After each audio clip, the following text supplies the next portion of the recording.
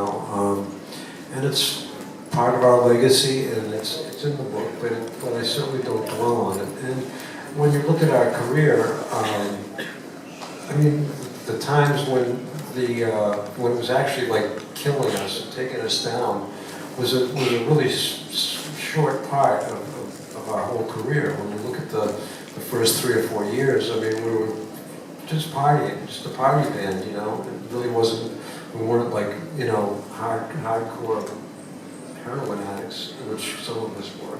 But after we got sober, I mean, you start counting up the years, man, and it's a lot of sober years. And some of the most unknown craziness took place during those sober years. You know, with dealing with managers and just the business end of things, and dealing with each other on a, you know, without the cloud of drugs over us and all that. So that, I hope that perspective comes through in the book. Yeah, I think it certainly did, and it goes with hand in hand with the theme of the whole book, which to me is a great balance. Again, media is always going to dwell on the drama, the drugs, the sex, what have you, but for every bit of that that's in your book, the flip side is there as well. When you talk about the drug years, to me, being someone that's never done drugs, but reading about it in your book, it seems like when you were doing them back then, it was just kind of part of what you did. It wasn't even that heavy of a thing. Whereas now, somebody's on drugs, you acknowledge how bad it is and rush to get them help. But as you kind of said back then, it just kind of, the way it reads in your book, it's just kind of what people did. It was just partying back then. Well, again, looking back at the way society was, and hey, it's still around. I mean, I was just talking to somebody at the stock exchange today. He said heroin's coming back really strong, with coke being the strong second, and so it's always. That's what they track in the stock exchange these days. That's what he said. Ding, ding, ding. It was, you know, it's always going to be there. You know, the government's going to make sure that there's plenty around, and you know, but back then it was it was everywhere, at least in entertainment. You know, it was, and when you're in it and you're doing coke all the time, sitting there and taking on a bottle, you know, sitting in first class, you think everybody else is doing it too. So you know, you just sit there, and if the stewardess sees you doing it, you know, you figure she's doing it too. Chances are she is. You know, who knows? It was definitely part of the whole scene. You know, so it wasn't that unusual. The thing is that we really pushed it right to the edge. I have to say, when the Grateful Dead said, somebody in the Grateful Dead was quoted as saying, "Oh, fucking Aerosmith." So, you know, when we heard that, we were like, but you know, they were doing a lot of acid. We weren't really big acid heads. You know, they kind of liked the more physical, visceral type drugs. You know. We're going to go to the audience questions in just a second, but I have to ask you, have the other 4 members of Aerosmith been given a copy of your book, and have you gotten any feedback from any of them? Yeah, I finally got, we finally put all the pieces together, and you know, Simon & Schuster did a great job. I mean, I gotta say, they did a fantastic job with assembling all the parts, and I got my first copy about 2 weeks ago, and then I got some more that I was able to hand out, let's say, I don't know, a week ago.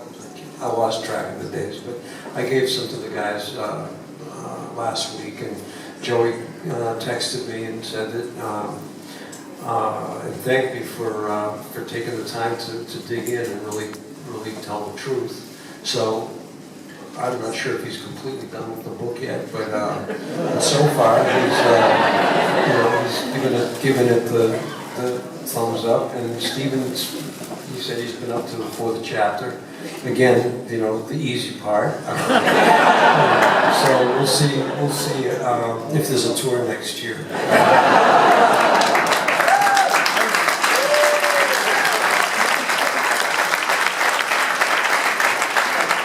Well, let's hope so, because what I said earlier, not only is it the 5 guys, but they still do it better than they've ever done it. So let's hope there's many more.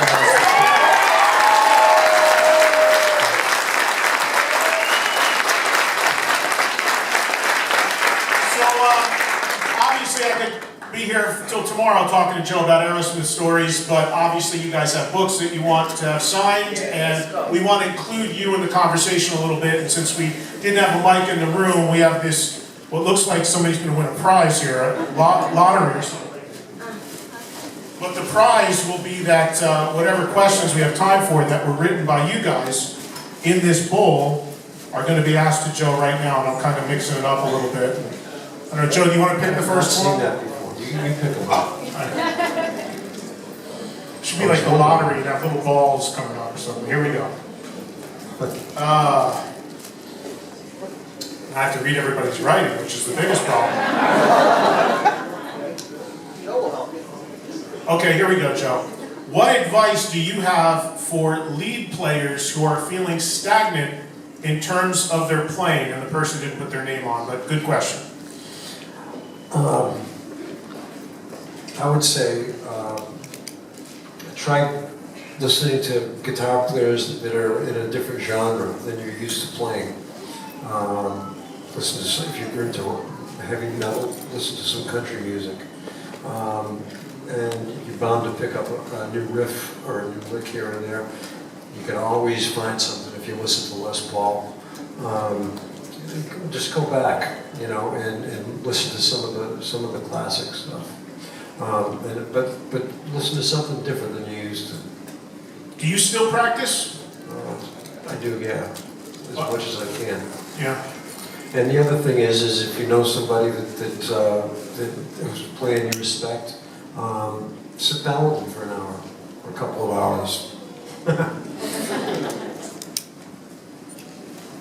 Okay, now here's this, and this question ties into something I want to mention about the book too, because in the back, for you guys who are guitar players, and I'm sure there's a lot out here who are gearheads and want to know about equipment and things like that. Guy standing right over there in the corner, my friend John Bianelli, who is Joe's road manager as well. When you get your book, if you go all the way to the back, you will see something that John contributed to the book that is great, where John goes through all of Joe's gear and equipment that he used at certain points in his career in great detail. So that's something for all the gearheads out there, and this ties into that question. What is your ideal guitar and rig combo? I'm always searching and changing my stuff, but for live, I like to get a rig that will sound good to a microphone, because that's going to go out to the PA system, but also is very transparent, so to speak. So when I change guitars, it sounds like the guitar I'm playing. I mean, you can get an amp that's heavily overdriven and compressed, and you can play a Strat through it, you can play a Les Paul through it, and it's going to sound pretty much the same. So what I try to do is find something that's what I call transparent, so it doesn't get in the way of the actual sound of the guitar. So and then you can look for a guitar that has what you want out of it, and it sounds like that when you're playing it. And then that's for live. And in the studio, you have the luxury of kind of massaging things and trying different amps for that one sound you're looking for. Anne Marie writes, "Thank you for amazing music. If you had to do anything different in your career all over again, what would you change if you could?"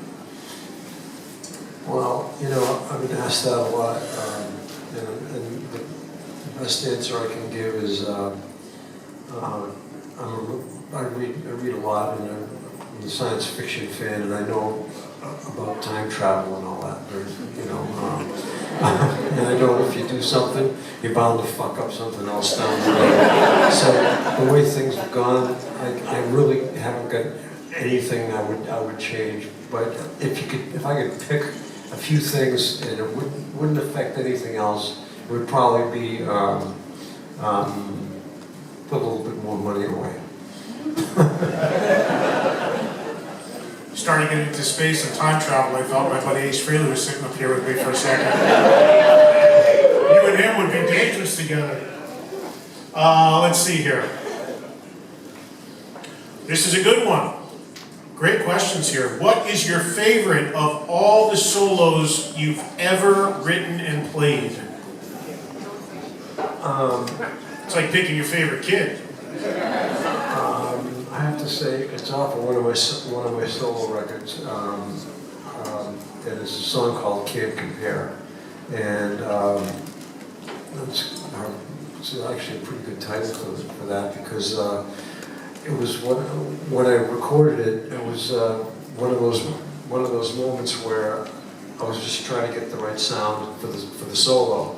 And so, as my engineer Paul Caruso was running the track, I played along with it, and the solo built. And when it was over, I said, "I hope you press record." And he said, "Well, you know, I always do." And I couldn't top it, and it just spoke like all the sentiment that I was trying to get with the lyrics. It matched it, and. It was just one of those things where it was, I found myself lost in the middle of the solo, and I just happened to hit the right notes, and I couldn't duplicate it. Wow, amazing. This is from Tanya. If you could collaborate with any artist, living or dead, who would it be? Bob Dylan. That could still happen. Have you ever hung with him? Have you ever met him? Really? I'm looking forward to it sometime. He's playing tonight? No, he's playing with it. He's playing the week. You have an extra ticket for Joe? No, one of these days it's going to happen someday. I don't know. Okay, you guys, great questions So here. I did get a, John for Christmas got me an 8x10 that was signed by Bob, and it said, "Dear Joe, keep your hands on the wheel." So he knows my name. Something tells me he heard of this band Aerosmith somewhere along the line. Okay, this is from Chuck, and he writes, "My friends and I saw Aerosmith in Mansfield and Queen in New York City the next night. One of the coolest things was that you tweeted about our rock and roll road trip, or that, okay. The question is, how has social media changed the way you communicate, Joe, with fans? Because you are active on Twitter and some social media. So do you like it? How has it changed the way you communicate? I think it's cool to like kind of like let fans you know what's going on. But one of the ways we use it is to hear what people are saying about the show and what songs to play in the set. I mean, it's probably one of the biggest issues that we have when we're on the road is figuring out what to play. You know, and with tweeting like that, you know, we get kind of a consensus from one group of fans. You know, it's certainly they're not speaking for everybody, but it's definitely we're getting some feedback from people that normally wouldn't be able to get to hear from. I'm smiling because I'm one of those guys constantly in all 5 of their ears going, "Play Kings and Queens," and you did. And they did. Well, you never know. I mean, sometimes it's just somebody in passing, or Noble will come up and go, "Would you please play this?" We'll throw it in the set. And sometimes we'll throw something in the set, in the middle of the set. And sometimes we'll play the same song twice. So now I'm going to start thinking about Sick as a Dog, and No Surprise, and I'll stop now. Okay, Crystal writes, "Writing Rocks, could you say that you have rediscovered yourself and found who you are as a person and musician? And where do you see yourself in 10 years? Heavy stuff from Crystal. Well, definitely. It was seeing it all in 400 odd pages. I'm still, I mean, I kind of started the thing off with, as a question, you know, like how did I end up, you know, from basically a non-musical background, from a small suburban town, wanting to be a marine biologist, and sitting here doing this, and you know, and I still, and I figured by going through this, it might answer some of that. So I got a couple of the technical ends of it done, but I'm still, I have to say, it was, I've just been blessed. Do you still see yourself playing in 10 years? As long as the hands hold on, yeah. Nice.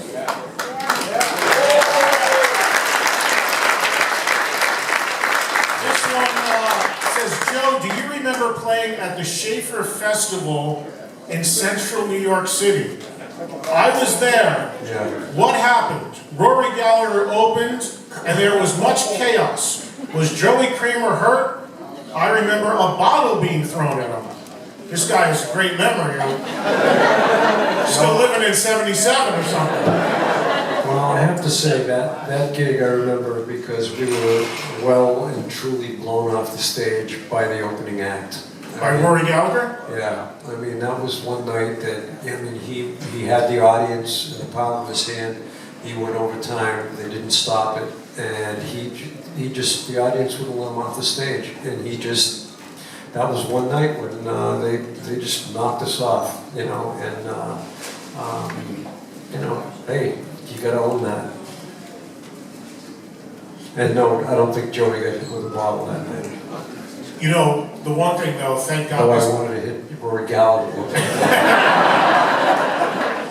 And thankfully, you know, I was listening to Live Bootleg the other day, which is one of the greatest live records and not talked about as much as it should be as one of the greatest radio live records. But to this day, when I hear you guys play, because I've listened to the live records so many times, when I hear you guys play something like Sweet Emotion or something, I still hear in my mind the N80s going off, coming out of the rafters that are captured on the bootleg record. Thank God that stuff doesn't happen anymore, speaking of drone stuff. I never could get that. I mean, the spinning in England was kind of a puzzle to me too. But, you know, that kind of came out of the punk thing, you know, when the more they like you, the more they spit at you, you know. So, I mean, I used to stand back as close to the amps as I could. Steven would stand out in the front and just take it. You know, like the M80 thing, I just didn't get, because I was like, you know, you could get pretty fucked up with that. We did. At the Spectrum in Philly, we got hit and. I still have the scar on my hand, and Steven almost lost the sight in one of his eyes. I never got that either. Let's go to a concert and try to blow up the band we paid money to go see. Never quite made sense. They told me one more, but I'm going to do two more quick ones here, and then we're going to wrap it up, because they're both really good. This looks like it's Alana from the Bronx. She wants to know, what is your all-time favorite song to perform live? Well, lately it's been Freedom Fighter. I played it all through Europe. The guys have been really generous when it comes to letting me play with the one song or two songs I'm going to put in the set. And that song, I felt like it, because it had it was a little off the, I mean, we kind of stay away from politics, but the lyrics to that really had a lot of meaning to me, and I really wanted to play it, especially in Europe. And we put the lyrics up on the screen and back so people that didn't understand it could get it. And I think we played it a few shows here in the States. And this ties in, and a good way to wrap up with the book, because this is about the guy who wrote the foreword to your book, Johnny Depp. Chuck writes, I was at your show in Mansfield in July. Johnny Depp came out and jammed. It was awesome. Was that show extra special for the band? Yeah, anytime we have somebody come up, like when we've had Slash come up, we've had a lot of people come up and play. Anytime you get a chance to mix it up like that, it always, I think it's fun for us. I think it's fun for the fans. And Johnny's a really good guitar player, and he loves to play. And I love giving him the chance because he's a really dear friend. And In fact, he's a good part of why the book turned out the way it did was because of some of his help and giving us a place to kind of isolate ourselves and work on the book. But yeah, it was a really good show, and I always have a lot of fun when he's up there on stage. So is he going to put you in a movie now? You brought him up on stage, it's the least he can do is get Joe Perry in a movie. Well, we don't talk about that very much, that kind of stuff. I mean, it's kind of more about music and guitars and... I've seen you guys huddled up at after shows and stuff, and yeah, it's intense conversation about guitars and music, which is very cool. So, well, and before we wrap up, one last thing too. As Joe pointed to over here on your left, you've got some of the old Aerosmith, some of the crew guys here, right? Yeah.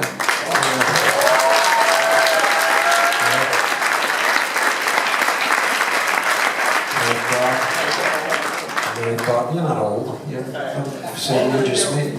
Yeah. I don't know how old you are, man. Hi, Bob, George. I mean, you guys, thanks for contributing. That thing, that part at the end, you know, when John helped put that together, he found everybody and gave everybody a chance to write some bits about the equipment. Well, see, we didn't want to. I mean, I wanted to put some stuff in there, the technical stuff about the guitars and the amps and all the stuff I've used in the book, but I didn't want to take away from the flow of the book and the story. And but I wanted to address that because I get asked those questions a lot. So by putting it at the end in the appendix, you know, I was able to really just let it all out, you know, and the pictures that we put in there and some of the guitars that I played.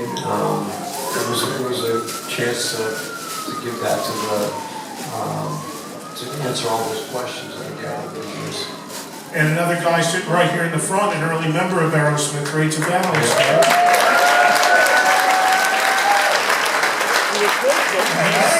Featured in the book as well, and Stories with Ray. So definitely, when you get a chance, you'll read all about those as well when you take your books home and get into this amazing story.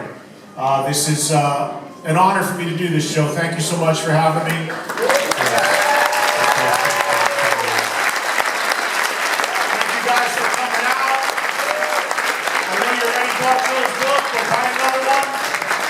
New York Times bestseller.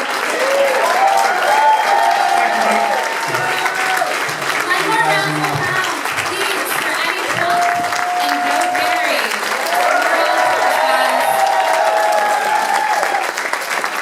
All right, so that was fantastic. We're going to head into the signing. So the most important part is, please remain in your seats. Again, please remain in your seats. We're going to call you up row by row in a very nice and orderly fashion. So if you guys can remain in your seats for me, please, so we can make sure the stage is safe for everyone and clear that out. And then we'll start bringing you guys up, okay? Thank you so much.